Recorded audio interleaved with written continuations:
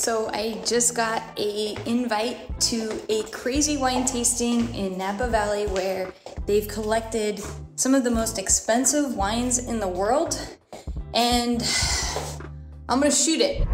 So the overall opinion of Merlot is that it is not as good as Cabernet.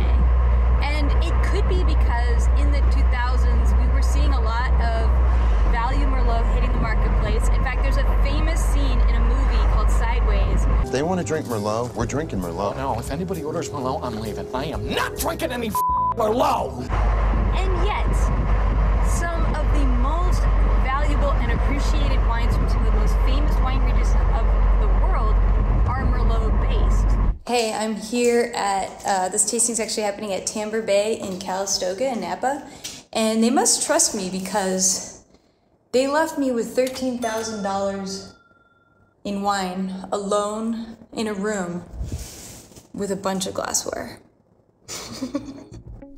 I can't express how ridiculous this selection of wines is. To the untrained eyes, these wines look like regular old bottles, but believe me, they're anything but normal. These are the wines I've only just read about in wine reviews. So I want to know, what are these wines like? What's different about these wines? And which one performs the best? And it's not just my palate. The tasting group includes a Merlot collector and 4 winemakers with decades of experience making Merlot in Napa Valley and in Bordeaux. After each blind tasting flight, we discussed tasting notes, made guesses to where we thought each wine was from, and ultimately picked our favorites. And while opinions separated our choices, there were 2 wines we nearly unanimously agreed were the best. It was important to assess these wines blind, because even though these are some of the most highest rated Merlot in the world, the prices range wildly from about $100 to $4,500 a bottle. So let's find out a little bit more about each bottle. Known as Pétrus, this wine comes from a 28-acre vineyard on blue clay soils in the eastern portion of Pomerol, Bordeaux. This is arguably the most famous, most exclusive Bordeaux in the world. It also happens to be 100% Merlot. A super Tuscan wine owned by the Antinori family that was first established in the 1980s when a renowned Russian-American winemaking consultant, Andrei Chelychev, saw the blue clay soils on Masseto Hill and urged the Antinoris to plant Merlot here. This is a rare, hard to get your hands on family wine of Pétrus. It's made in the same vineyard as Pomerol, but with barrels not selected for the Pétrus flagship Merlot. The Vérité collaboration started in 1998 between the Jackson family, who are the reigning wine family of Sonoma, and Pierre Celan, a Bordeaux winemaker. La Muse is Vérité's Merlot-dominant wine made in classic Bordelaise fashion. To establish this winery, Kapcsándy family hired Helen Turley and John Wetlaufer to establish their vineyards and winemaking practice. The work resulted in completely replanting the vineyard in 2002 to take advantage of the microclimate. You can actually see how different this vineyard is from space. This is a 30-acre vineyard sitting in Pomerol on sand over iron-rich clay soils. The winery consulted with Michel Roland in 2013 with winemaking director Muriel Cazot, with the goal to make the best wine possible. San Giusto e Rentennano sits at the hills of Gaiole and Chianti on Chianti Classico on limestone soils. La Ricolma comes from a demanding site at high elevation which has been overseen for 40 years by winemaker Martini de Cigala. Another Chianti Classico estate on limestone clay soils, La Parita, was first 100% Merlot Super Tuscan wine, which first started in 1985. This is from a 7-acre single vineyard wine, very high above sea level. Despite what pricing suggests, La Pensées isn't a second label of Lafleur. It comes from a 2-acre plot within the state, which is a strip of clay soils on a predominantly gravel site. This wine has grown in Calistoga and Napa Valley since 1978. Three Palms has 49 acres dedicated to Merlot production on low fertility loam soils. For many in the know, it's considered one of the most age-worthy Merlot in Napa Valley. The first thing that struck me about this selection was the high price disparity.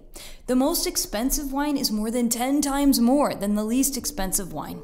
This is an example of the Veblen Effect. It's an economics theory where demand increases as price increases. Luxury goods capitalize on this function. You can often find great quality for less, but because of brand recognition, the Veblen Effect creates irrationally high prices. And in the case of Pétrus, the brand is so recognizable that pricing is well above similar quality wines. So I really wonder, how does Pétrus perform in a blind tasting? The second thing to note is, where do the wines come from? There are 4 wines from a tiny appellation in Bordeaux called Pomerol. 3 wines come from Tuscany, 1 in Bulgari along the coast and 2 in the hills of Chianti Classico. And 3 wines come from California, from the Napa Valley and from Sonoma County.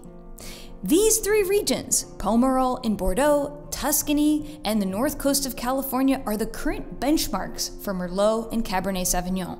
They are the stick by which we measure all other fine wines in this category. And since these are considered benchmark regions, I kind of want to know how they compare against each other. And lastly, the disparity between wine ratings. When you're a wine with a rating over 90 points, the difference between 92 points and 100 points is sizable, and yet several wines had large disparities between their ratings. But honestly, I kind of expected this. Ratings, I kind of take them with a grain of salt. These top critics use the 100-point scale, and each of them follow a different methodology for reviewing wines, as well as a different aesthetic for what makes a great wine. Not to mention outside influences, like what you ate for breakfast, and the other wines in a tasting can greatly affect your score. In fact, our tasting today has the same issue. It's influenced by a type of bias called anchoring bias. Each wine we taste will inevitably be judged by the one before it and not solely on its own merit. So acknowledging this bias, I have to admit I still want to know which one is my favorite and where my opinions lie with the critics. So the results! The 2 wines that everyone thought were undeniable, even tasted blind, were Pétrus and Masseto. Pétrus hit the Merlot markers perfectly. It had rich cherry chocolate fruit, a spiced floral quality, plenty of minerality, and a savory quality with a full body and big tannins and acids that were perfectly in balance with one another. The critics generally agreed, giving Pétrus a 96 or 98 point rating. I probably would have rated this wine higher. Masseto was the wine in a league of its own, tasting different from all the other Merlot wines. It was rich and rustic with ripe black cherry, lots of leather and tobacco flavors, and layers upon layers of textures over a long, lingering finish. Meanwhile, the critics lost their minds over Masseto and gave it the highest possible score. It's true, this was no prototypical Merlot, and perhaps this is why it received such high accolades.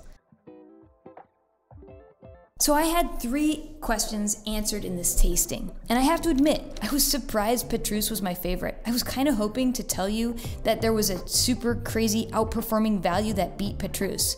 But I guess if you want the best Merlot in the world, you need to save your pennies. Still, I don't know that I would say it's 10 times better than the cheapest wine. It was marginal gains.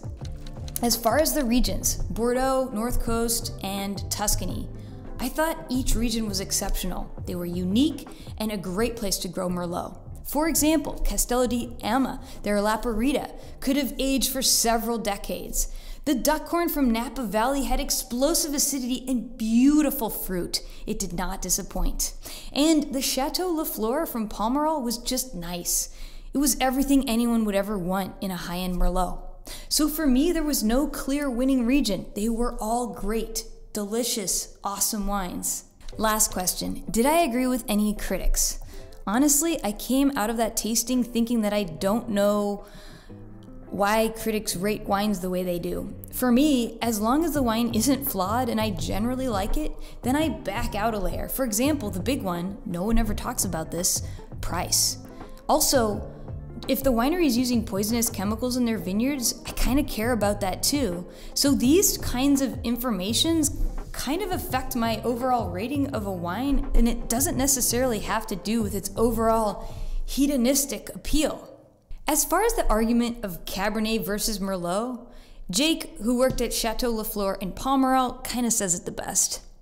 My generation, I feel like that negative connotation with Merlot doesn't exist as much. And so people might be more willing to venture out and try it. And Merlot is one of the most beautiful grape varieties that exist and makes such exceptional wine. So I say, why not? And with that, one of the things I mentioned in this video are super Tuscans. This is how we have wines like Masseto, Laparita, and La Ricolma. So if you want to learn more about Italian wine, you are going to love this story. And until next wine and next time, happy tasting. Peace out.